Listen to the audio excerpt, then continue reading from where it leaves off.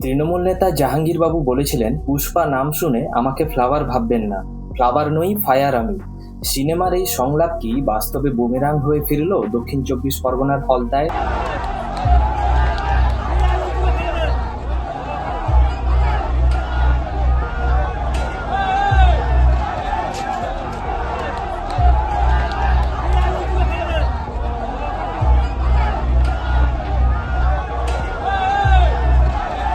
যেখানে দীর্ঘদিনের আধিপত্য আর হুঙ্কারের পর হঠাৎ একদিন জনরোষে ভেঙে চুরমার হয়ে গেল তৃণমূলের দাপুটে নেতা জাহাঙ্গীর খানের অফিস। সাধারণ মানুষের ক্ষোভ নাকি রাজনৈতিক ষড়যন্ত্র? কেন খোদ অভিষেক বন্দ্যোপাধ্যায়ের খাস তালুকে এমন নজিরবিহীন ঘটনা ঘটল? আজকের ভিডিওতে আমরা এই পুরো ঘটনার গভীরে যাব। দক্ষিণ চব্বিশ পরগনার ফলতা। গত মঙ্গলবারের সকালটা আর 5টা দিনের মতো ছিল না। বিজেপির বিধানসভা নির্বাচনের ফলের পর যখন গোটা রাজ্য একটা চাপা উত্তেজনা, ঠিক তখনই খবর আসে জাহাঙ্গীর খানের অফিসে হামলা হয়েছে। এই জাহাঙ্গীর খান আসলে কে? যারা জানেন না তাদের বলে রাখি, জাহাঙ্গীর খান কেবল একজন স্থানীয় নেতা নন, তিনি অভিষেক বন্দ্যোপাধ্যায়ের অত্যন্ত ঘনিষ্ঠ বলে পরিচিত ছিল এবং ওই এলাকায় তৃণমূলের অন্যতম স্তম্ভ। তাকে ঘিরে অভিযোগের পাহাড় ছিল দীর্ঘদিনের। আমরা ভিডিওতে দেখলাম যেখানে পরিষ্কার দেখা যাচ্ছে এক বিশাল জনতা ওই অফিসটি ঘিরে ফেলেছে, স্লোগান উঠছে আর তার মাঝেই শুরু হয়েছে ভাঙচুর। বিজেপির দাবি, তারা বলছে এটা সাধারণ মানুষের দীর্ঘদিনের পঞ্জীভূত ক্ষোভের বহিঃপ্রকাশ। অন্যদিকে আবার তৃণমূল এটাকে তারা বিজেপি আশ্রিত দুষ্কৃতীদের তাণ্ডব এবং ভোট পরবর্তী হিংসার হিসেবে দেখাচ্ছে। আপনাদের কি মনে হয়, এটি কি রাজনৈতিক প্রতিহিংসা নাকি সত্যিই সাধারণ মানুষের স্বতঃস্ফূর্ত বিদ্রোহ? কমেন্টে অবশ্যই জানাবেন। জাহাঙ্গীর খান নিজেকে পুষ্পা স্টাইলে তুলে ধরতেন। এলাকায় তার বিরুদ্ধে তোলাবাজি, হুমকি এবং পেশিশক্তি ব্যবহারের অভিযোগ ছিল দীর্ঘদিনের। অনেক সময় অতি আগ্রাসন সাধারণ মানুষের মধ্যে ভয়ের জন্ম দেয়, কিন্তু সেই ভয় যখন একবার কেটে যায় তখন তার ফল হয় ভয়াবহ।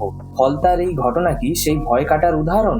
এবারের নির্বাচনে দক্ষিণ চব্বিশ পরগনায় তৃণমূলের আধিপত্য থাকলেও অনেক বুথে কিন্তু বিজেপি শক্ত টক্কর দিয়েছে। এই রাজনৈতিক ভারসাম্য পরিবর্তন কি সমর্থকদের মনোবল বাড়িয়ে দিয়েছে? পুলিশ কেস ফাইল করেছে, কিন্তু আশ্চর্যের বিষয় হলো এখনো কোনো বড় ধরনের গ্রেপ্তারি হয়নি। তৃণমূল বলছে বিজেপি জেতার পর বাংলায় অশান্তি পাকাতে চাইছে। অন্যদিকে বিজেপির রাজ্য নেতৃত্ব বলছে মানুষের ওপর অত্যাচার করলে মানুষ এভাবেই জবাব দেয়। এই ধরনের ঘটনা গণতন্ত্রের জন্য কতটা ইতিবাচক? অফিস ভাঙচুর বা হিংসা, এটা কি কোনো সমস্যার সমাধান হতে পারে, নাকি এতে কেবল সাধারণ মানুষের নিরাপত্তা বিঘ্নিত হয়? ফলতার এই ঘটনা কেবল একটি অফিস ভাঙচুর নয়, এটি পশ্চিমবঙ্গের আগামী দিনের রাজনীতির একটি সংকেত হতে পারে। শাসক দল কি তাদের নেতাদের আচরণ নিয়ন্ত্রণে আনতে পারবে, আর বিরোধী দল কি এই জনরোষকে গঠনমূলক কাজে লাগাতে পারবে? হিংসা কিন্তু কখনোই কাম্য নয়, তা যে পক্ষই করুক না কেন। কিন্তু জনপ্রতিনিধিদের মনে রাখা উচিত, ক্ষমতা চিরস্থায়ী নয়, মানুষের ভালোবাসাই শেষ কথা। আজকের এই ঘটনা আমাদের শিখিয়ে গেল যে রাজনীতির ময়দানে পুষ্পা হওয়া কিন্তু সহজ, কিন্তু মানুষের মন জয় করা খুবই কঠিন। মঙ্গলবার সকাল 10টা, দক্ষিণ চব্বিশ পরগনার ফলতা তখন এক রণক্ষেত্রে পরিণত হয়েছে। ভিডিওটি ভালো করে লক্ষ্য করলে দেখবেন এটি কোনো সাধারণ দাঙ্গা নয়। জনতা কিন্তু রাস্তার ধারের দোকানপাট বা সাধারণ মানুষের সম্পত্তিতে হাত দিচ্ছে না। তাদের লক্ষ্য ছিল একটাই, তৃণমূল নেতা জাহাঙ্গীর খানের দোতলা পার্টি অফিস, যা গত কয়েক বছর ধরে ছিল এই এলাকার অলিখিত পাওয়ার হাউস।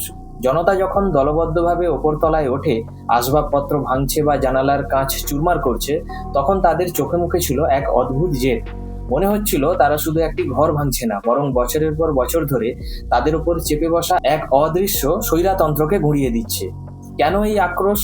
আমরা যখন এই ভাইরাল ভিডিওর তলায় সাধারণ মানুষের কমেন্টগুলো বিশ্লেষণ করলাম, তখন এক ভয়ঙ্কর চিত্র ফুটে এলো। স্থানীয়দের অভিযোগ, ছোট দোকানদার থেকে শুরু করে বড় প্রমোটার পর্যন্ত জাহাঙ্গীর খানের পারমিশন ছাড়া ফলতার গাছপাতাও নড়ত না। সিন্ডিকেটরা, যার পাড়ায় পাড়ায় মেলা এবং উৎসবের নামে জোরপূর্বক চাঁদা আদায়ের অভিযোগ ছিল দীর্ঘদিনের। ক্ষুদ্র ব্যবসায়ীদের আর্তনাদ। অনেক সাধারণ মানুষ লিখেছেন, নিজের জমিতে বাড়ি করতে গেলেও নাকি এই পুষ্পা স্টাইলের নেতাকে ট্যাক্স দিতে হতো।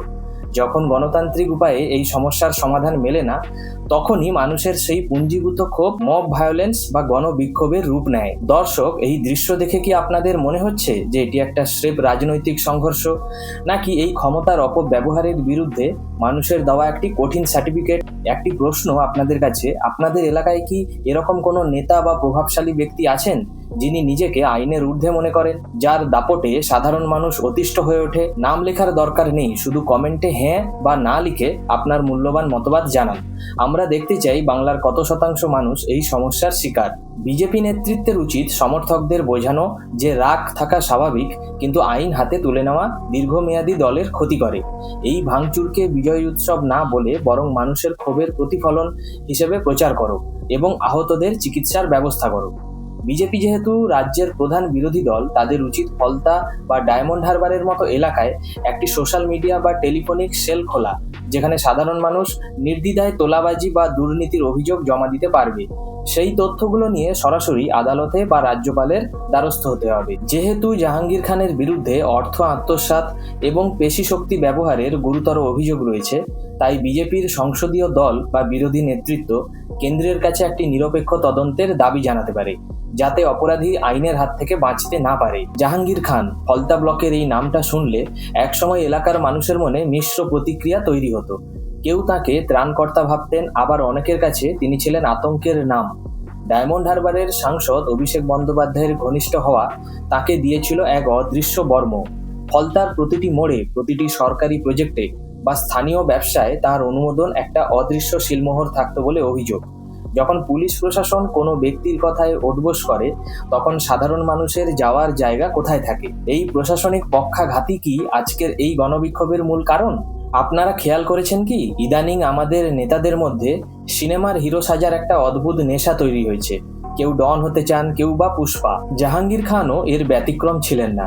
তিনি প্রকাশ্যেই নিজেকে পুষ্পা ছবির চরিত্রের সাথে তুলনা করতেন। কিন্তু কেন? এটা কি কেবল শখ? একেবারেই না। সমাজবিজ্ঞানীরা একে বলেন সিম্বলিজম অফ ডমিনেন্স। পুষ্পা মানে এমন একজন যে আইন পরোয়া না করে, যা সিস্টেমকে চ্যালেঞ্জ করে। নিজেকে এই ইমেজে তুলে ধরবার মাধ্যমে জাহাঙ্গীর খান আসলে সাধারণ মানুষকে এই বার্তাই দিতে চেয়েছিলেন যে আমি অপরাজেয়, কিন্তু ক্ষমতার একটা নিজস্ব ধর্ম রয়েছে। যখন একজন নেতা নিজেকে আইনের থেকে বড় ভাবতে শুরু করেন, তখন তিনি সাধারণ মানুষের থেকে বিচ্ছিন্ন হয়ে পড়েন। জাহাঙ্গীর খানের ক্ষেত্রেও কি তাই হয়েছিল? আপনি যখন নিজেকে ফায়ার বা আগুন বলেন, তখন মনে রাখবেন অতিরিক্ত তাপে কিন্তু সাধারণ মানুষের ঘরও পড়ে। আর সেই সাধারণ মানুষ যখন একদিন দেওয়ালে পিঠ থেকে যাওয়ার পর ঘুরে দাঁড়ায়, তখন সেই পুষ্পা ইমেজ তাসের ঘরের মতো কিন্তু ভেঙে পড়ে। ফলতায় আমরা যা দেখলাম তা কোনো নেতার পতন নয়, বরং এক অহংকারী ইমেজের পতন। এখানে একটা বড় প্রশ্ন জাগে, মানুষ এতকাল চুপ ছিল কেন? বিশ্লেষণ করলে দেখা যায় এই নীরবতা সম্মতির ছিল না, ছিল ভয়ের। কিন্তু এবারের বিধানসভা নির্বাচনের ফলাফলের পর কিন্তু সমীকরণ বদলেছে। বিজেপির উত্থান স্থানীয় স্তরে মানুষের মনে সাহস জুগিয়েছে। যারা এতদিন তলে তলে ক্ষোভ জমিয়ে রেখেছিল, তারা একটা রাজনৈতিক প্ল্যাটফর্ম পেয়েই কিন্তু রাজপথে নেমে এসেছে।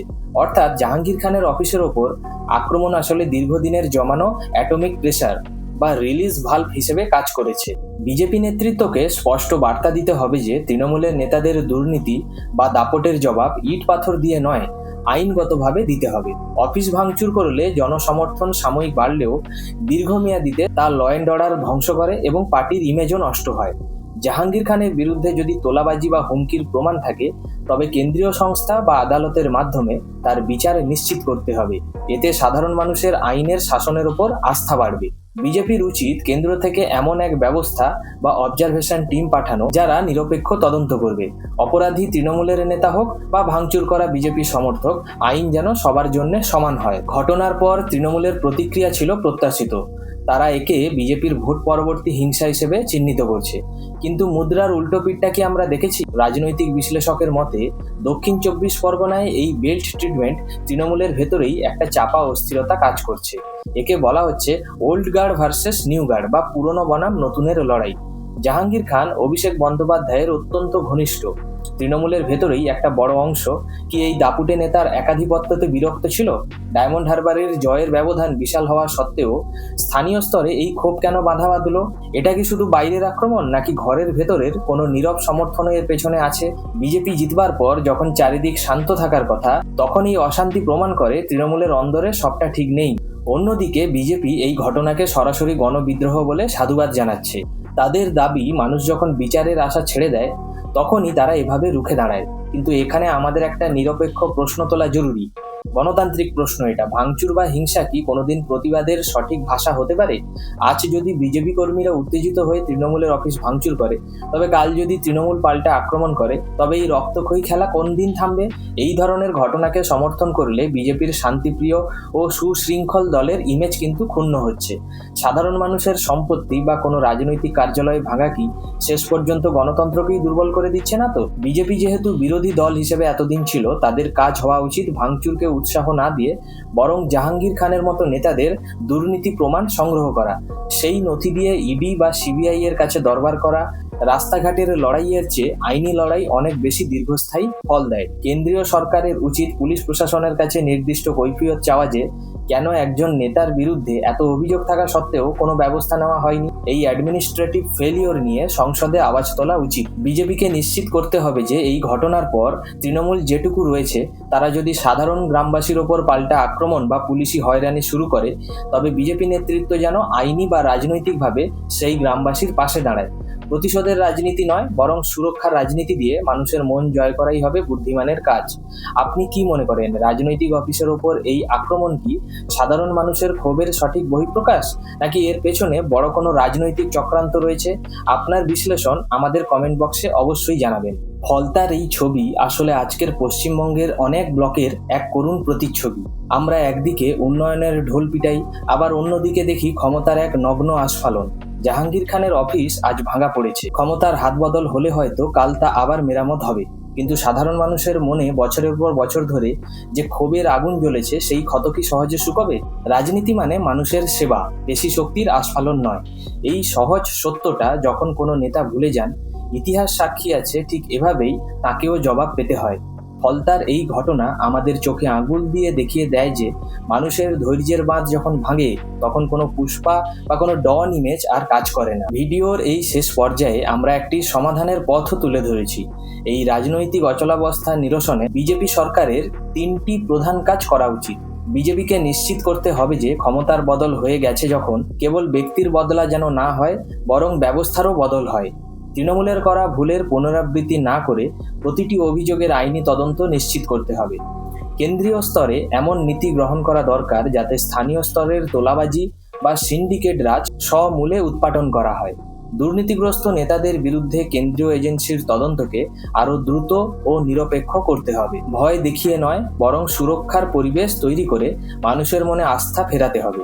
যারা আজ ভাঙচুর করছে, তাদেরও বোঝাতে হবে যে আইনের হাত থেকে কেউ রক্ষা পাবে না, সে যে দলেরই হোক না কেন। বন্ধুরা, আজকের এই বিশ্লেষণ যদি আপনাদের গুরুত্বপূর্ণ মনে হয়, তবে ভিডিওটি শেয়ার করুন। আপনার একটি শেয়ার হয়তো প্রশাসনের কানে এই সাধারণ মানুষের আর্তনাদ পৌঁছে দিতে সাহায্য করবে। আপনি যদি এই পরিবর্তনের পক্ষে থাকেন, তবে কমেন্টে লিখুন গণতন্ত্র দীর্ঘজীবী হোক। সুস্থ থাকুন, সচেতন থাকুন, সত্যের সাথে থাকুন। দেখা হচ্ছে আগামী পর্বে। পরের ভিডিওতে আবার দেখা হবে। ধন্যবাদ।